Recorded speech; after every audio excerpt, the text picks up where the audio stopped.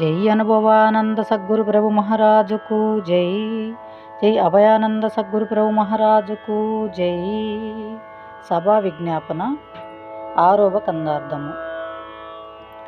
శ్రీమించున చెలబోధను ఏ మహనీయుండు చేసి ఎగజల్లును ఈ భూమిన్ సుజనల కొరక రామడ్గన్వయ శివ రామ దీక్షతులన్ తలచీయప్పారగుణాతతులన్ ప్రేమతో బొగడిని భూమి నిర్జర పరశురామ సీతారామ స్వామికి మ్రొక్కి శివరామ దీక్షతులన్ తలసీయప్పారగుణాతతులన్. జై సద్గురు. జై సద్గురు. శ్రీ భాగవత కృష్ణ ప్రభుదేశి కేంద్రుల వారి కందార్థములలో సభా విజ్ఞాపన యందు ఈరోజు మనం 6వ కందార్థం. ఈ కందార్థంలో గురు పరంపర ఏదైతే ఉన్నదో సాంప్రదాయకమైనటువంటి గురు శిష్య పరంపరను స్తుతిస్తూ ఉన్నారు, స్తోత్రం కావిస్తూ ఉన్నారు. వారిని పొగడుతూ ఉన్నారు. అంటే ఆ పొగడటం ఎలా ఉంటుంది అంటే అది స్మరణ. వారిని మనసునందు ప్రతిష్ఠితము చేసుకొని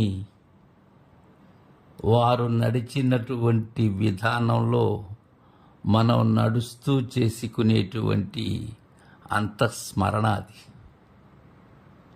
ఇక్కడ ఇంకొక విషయం కూడా ఉంటుంది ఈ కందార్థంలో. ఈ బోధ యొక్క గొప్పతనాన్ని చాటుతూ ఉన్నారు కృష్ణ ప్రభువులు. ఇది ఎలాంటిది అనేటువంటి విషయాన్ని శ్రీమించు నచలబోధను ఏ మహనీయుండు చేసి ఎగజల్లెనో ఈ భూమిన్ సుజనుల కొరక రామడు గన్వయజ శివరామ దీక్షతులన్ తలచి అప్పారావు గుణాతతులన్. ఇక్కడ తలచి అంటున్నారు. తలవటము అంటే వారి రూపాన్నో ఇంకా ఏదో తలచటం కాదు. వారి గుణతతులు ఏవైతే ఉన్నావో వారు ఎలా గుణరూపరహితులై సదా నిర్గుణులై వారు అందజేసినటువంటి అశరీర సాంప్రదాయక పద్ధతిని తలుచుకుంటూ ఉన్నారు. ఇది ఎలాంటి బోధ? ఇక్కడ ఇలా అనేందుకు చాలా దిటవు ఉండాలి. మనం చెప్పబోయేటువంటి బోధ దాని పూర్వాపరాలు మనం చక్కగా పరిశీలించి అది ఎంతటి ఘనమైనదో మిగిలిన బోధలతో తులనాత్మకంగా దానిని బేరీజు వేసుకోగలగాలి. అప్పుడైతేనే ఇలా అనగలం. శ్రీమించు నచల బోధను, ఇది శ్రీని మించినటువంటిది అచల బోధ. మనం ప్రతిదానికి కూడా గౌరవ సూచకంగా వాడేటువంటి ఆ శ్రీకారం లక్ష్మీకరాన్ని సూచించేటువంటిది శ్రీకారం. అయితే ఇంకా జ్ఞాన సంపద ఏదైతే ఉన్నదో అది కూడా శ్రీకారం. వాటిని మించినది అంటున్నారు. శ్రీ అనగా మోక్షం. ఇది మోక్షమును మించినటువంటిది. మోక్షం అనేది ఎక్కడ వరకు ఉంటుంది? బంధనాన్ని విడిపించే వరకు ఉంటుంది. బంధనంలో ఉన్నవారికి స్త్రీ లోబడినటువంటి బోధ కావాలి. అంటే ద్వంద్వమే బంధం. ద్వంద్వంలో ఉన్నవారికి బంధనం విడినప్పుడు వచ్చినప్పుడు కలిగేటువంటిది మోక్షం. అయితే దానిని మీరినటువంటిది. ఎందుకని? ఈ భ్రాంతి అనేది లేదు అని నిర్ణయం చేసి నిర్ణయరహితమైనటువంటి బోధ పరిపూర్ణ బోధ. అలాంటి అచల బోధను ఏ మహనీయుండు చేసి ఎగజల్లెనో ఈ భూమిన్. ఎవరు దీన్ని చేసి ఎగజల్లారు? ఎంత గొప్ప వాక్యము అంటే, ఎగజల్లటము అంటే తన దగ్గర ఏమీ ఉంచుకోకుండా తను ఏదైతే గురుదేవుని ద్వారా పొందారో దానిని అందరికీ అందచేయాలి అనేటువంటి వారు మాత్రమే ఎగజల్లగలరు ఈ బోధను. అందుకున్న వారైతేనే ఎగజల్లగలరు. దాని మీద సరైనటువంటి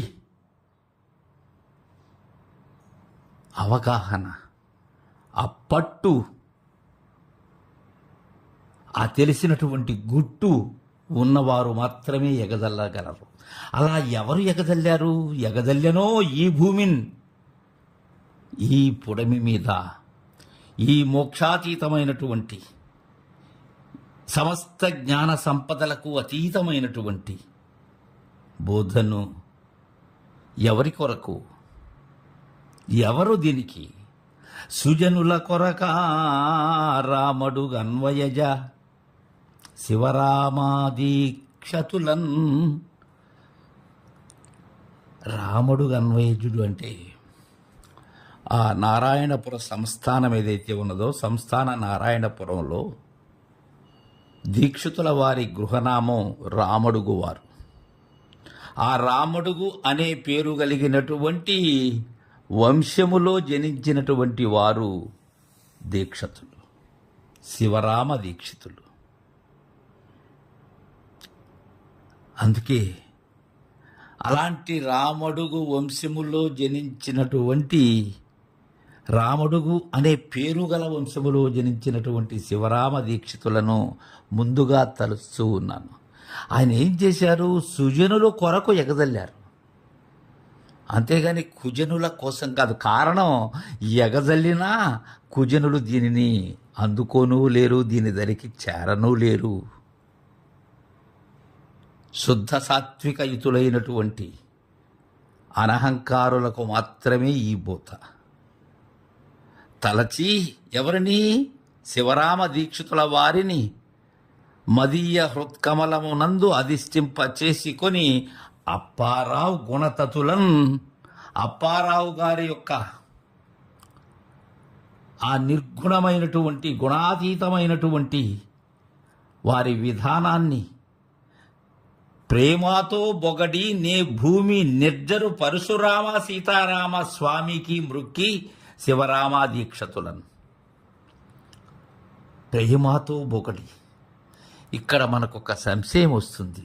గురుదేవులు పొగడ్తలకు కానీ, లేకపోతే తెగడ్తలు, లేకపోతే విమర్శలు, వాటికి వారు ఉప్పొంగరు, కృంగరు, రెండూ లేవు వారికి. కానీ ఇక్కడ ప్రేమతో పొగడుతూ ఉన్నారు కృష్ణప్రభు దేశికేంద్రుల వారు. అది పొగడటం కాదది. తన హృదయములో పెళ్ళువికేటువంటి భావన పరంపర అది. గురు పరంపరను స్తుతించటం అది. నే భూమి నిర్జరు పరశురామ సీతారామస్వామికి మృక్కి శివరామ దీక్షితుల పిమ్మట వారి శిష్యుడైనటువంటి కంబాలూరి అప్పబ్రహ్మస్వాముల వారిని నుతిస్తూ, కృష్ణప్రభుదేశికేంద్రుల వారి గురువైనటువంటి పరశురామ సీతారామస్వాములు ఎవరైనా భూమి నిర్జరులు. ఇక్కడ నిర్జరులు అంటే జరకు చిక్కనటువంటి వారు, మాయకు లోబడినటువంటి వారు, లోబడనటువంటి వారు. ఇంకా బ్రాహ్మణులు, భూమిపై ఉన్నటువంటి దేవతలుగా భావించేటువంటి బ్రాహ్మణులను నిర్జరులు అంటారు.